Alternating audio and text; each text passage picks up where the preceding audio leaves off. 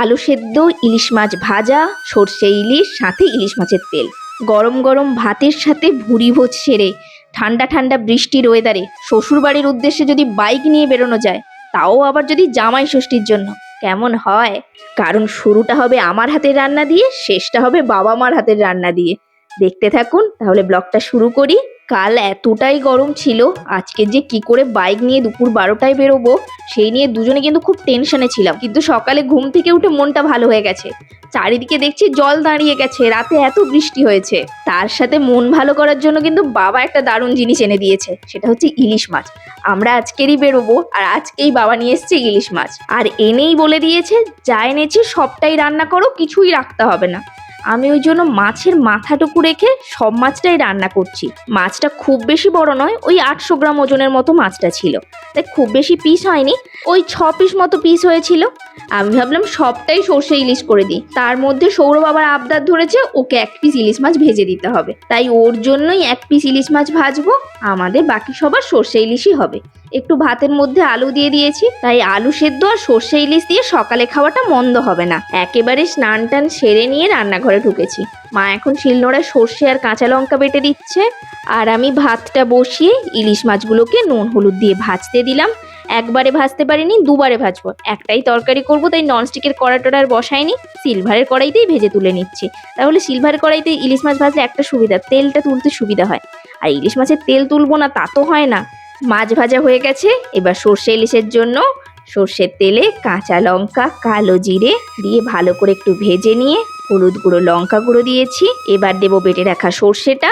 আমি সর্ষে বাটাটা একটু বেশি জলে গুলে নিয়েছি, তাহলে উপর থেকে ছেঁকে ছেঁকে ঢেলে দিলে নিচে খোসাটা থেকে যাবে। আপনারা চাইলে ছাঁকনি দিয়েও ছেঁকে নিতে পারেন। বেশিরভাগ বাড়িতেই সর্ষে ইলিশটা কাঁচা মাছেরই হয়। আমাদের 2 বাড়িতেই কেউ কাঁচা মাছের তরকারিটা অত পছন্দ করে না, তাই হালকা ভেজেই আমাকে রান্নাটা করতে হয়। এবার কাঁচা লঙ্কা দিয়ে ঢাকনা দিয়ে দিয়েছি, নুনটা দিয়ে নিয়েছিলাম। এবার নামানোর আগে একটু সর্ষের তেল দিলাম, ব্যাস হয়ে গেছে। এবার নামিয়ে ফেলবো। যেহেতু একটা তরকারি দিয়ে ভাত খেতে হবে, তাই ঝোলটাকে একটু বেশি রেখেছি। আপনারা আপনাদের অ্যাকর্ডিংলি গ্রেভিটা কিন্তু সেট করে নেবেন। রান্না তো হয়ে গেল, এবার দেখি সৌরভ কি করছে। মোবাইলের সঙ্গে কানেক্ট করে নিচ্ছি। রেডি? ব্যাগ লাগাতে হবে, মোটামুটি এখানে দড়ি বাঁধাও রেডি। সব লাইট কভার হয়ে গেছে। আমাদের পক্ষীরাজ কিন্তু একেবারে রেডি আমাদের নিয়ে বেরোনোর জন্য। আমরা আগে খাওয়া দাওয়াটা সেরে নিই, তারপর দেখা যাচ্ছে আর কি কি কাজ বাকি থাকলো। আজকের আবার ওর মিটিংই শেষ হচ্ছে না। মিটিং যখন শেষ হবে তারপরে গিয়ে আমরা বেরোতে পারবো। খাওয়া দাওয়া সেরে ব্যাগটাকে আগে ভালোভাবে প্যাকিং করে নিচ্ছি, কারণ কাল রাতে যেহেতু বৃষ্টি হয়েছে আর সকালটা মেঘলা হয়ে আছে, চান্সেস আছে বৃষ্টি হওয়ার। প্যাকিং ডান, এবার বাঁধা ছাদা করো,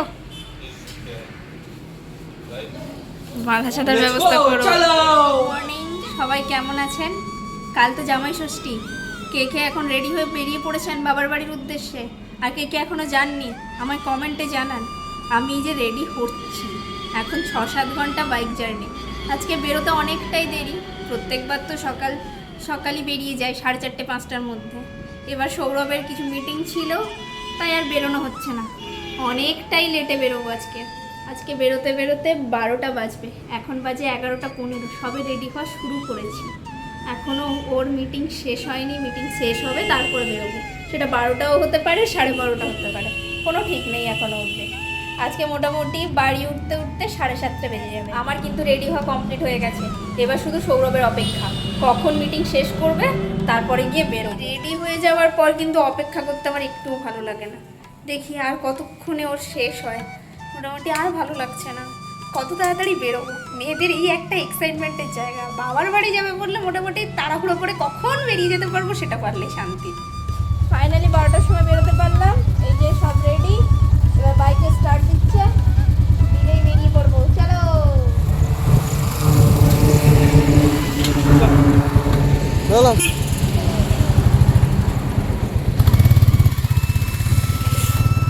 বাবা মাকে বলে এখন বেরিয়ে পড়লাম, কিন্তু বেরোনোর 5 মিনিটের মধ্যে চরম জ্যামের মধ্যে পড়ে গেছি।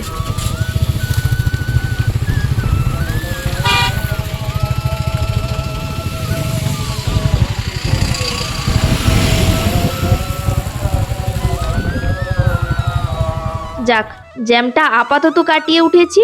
যেহেতু বেলা 12টায় বেরিয়েছি, সব জায়গায় আজকে জ্যাম পেতে হবে।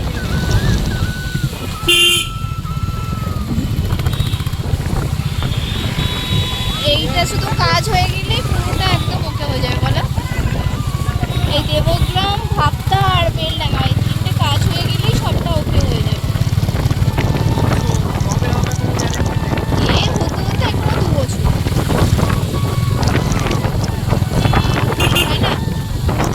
ভাবতা থেকে মানে কবে যে শেষ হবে ওর ঠিক নেই। এইগুলো তাও অনেকটা কাজ হয়ে গেছে। আপাতত সমস্ত জ্যামের জায়গাগুলো কিন্তু কাটিয়ে উঠেছি। কলকাতা অবধি আপাতত আর জ্যাম নেই, তাই এখন লজেন্স খেতে খেতে আমরা যাব। আমি একটা পালস খেয়ে নিলাম আর ওকে একটা কফিও দেবো। একে বাইক স্পিডে আছে, তারপর এক হাতে আমার ফোন, আর আমি আরেক হাতে কি করে কাটবো? মুখ দিয়েই বাধ্য হয়ে কেটে ওকে আমাকে কফি কোটা বের করে দিতে হলো।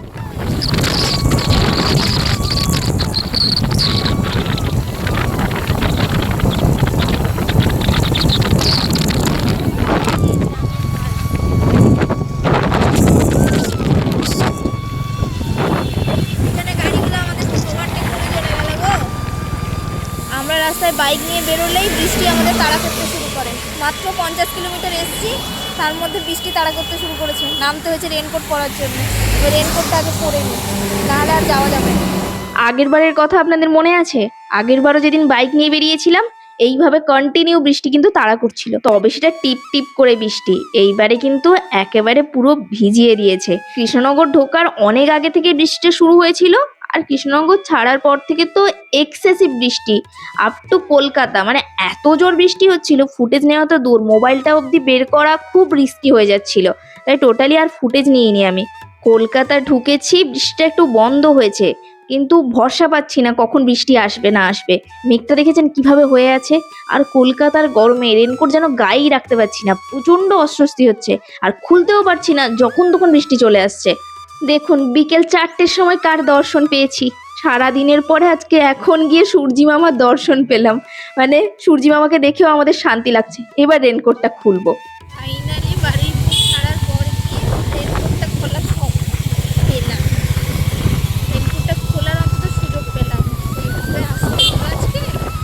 আমি কিন্তু আজকে তাড়াতাড়ি এক্সজস্টেড হয়ে গেছি। যেখানে প্রত্যেকবার এসে ব্রেকফাস্ট করি, সেখানে আজকের বিকেলে এসে চা খাচ্ছি। আমি চা নিয়েছি, ও আর চাটা নেয়নি, ওর হচ্ছে গরম ম্যাগি দরকার এখন। আমার আগেই 1 কাপ চা লাগবে, না হলে আর পারছি না। চাটা খাই, তারপর কিছু একটা অর্ডার তো করতেই হবে।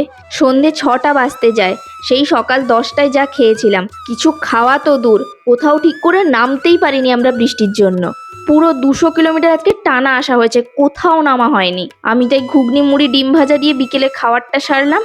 এবার বাকি আরও 50 কিলোমিটার পথ কিন্তু আমাদের এখনো যেতে হবে। তবে এবার ওয়েদারটা একটু চেঞ্জ হয়েছে, ওয়েদারের সাথে এখানকার গ্রাম্য পরিবেশে এবার যেতে ভালো লাগছে। ঠান্ডা ঠান্ডা বাতাসটা দিচ্ছে তো, এবার মনটা ঠিক লাগছে। সন্ধেও কিন্তু নামতে শুরু করেছে। আমরা মোটামুটি 30 কিলোমিটার এখনো পেছনে আছি। রাত হয়ে যাবে তাই মনে হচ্ছে। আমরা তো ভেবেছিলাম 7টা সাড়ে 7টায় পৌঁছবো, যা দেখা যাচ্ছে 8টা বাজবেই বাজবে।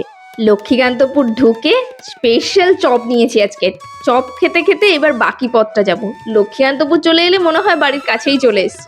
এখনো অনেকটা রাস্তা, কিন্তু এই একটা ফিলিংস, লক্ষ্মীকান্তপুর চলে এসেছি মানে বাড়ির কাছাকাছি চলে এসেছি। এদিকে গ্রামের রাস্তায় কিন্তু সেভাবে স্ট্রিট লাইট থাকে না, নিজের বাইকের লাইটের উপর ভরসা করেই কিন্তু চালাতে হয়। তাই সৌরভের বাইকে কিন্তু প্রচুর লাইট লাগানো আছে। ওর লাইটটা দেখতে পাচ্ছেন, একেবারে রাস্তা কিন্তু ক্লিয়ার দেখা যাচ্ছে, না হলে কিন্তু খুব সমস্যায় পড়তে হবে। এতটা রাস্তা আপনাদের দেখালাম, কোথাও স্ট্রিট লাইট জ্বলতে দেখতে পাচ্ছেন? পুরো অন্ধকার। এর মধ্যেই কিন্তু বাইক চালিয়ে বাড়ি পৌঁছতে হলো। দই মিষ্টি নিয়ে বাড়ি ঢুকে আগে ভাইয়ের হাতে দই মিষ্টিটা ধরিয়ে দিলাম। আর পারছি না, এবার চেঞ্জ করাটা খুব দরকার। লাইটটা চালিয়ে দে দে। হ্যাঁ কি হলো? তুমি কার কোলে উঠেছো? কার কোলে উঠেছিস? কেন মেসের কোলে উঠেছিস কেন? আমি দেখতে এখান দিয়ে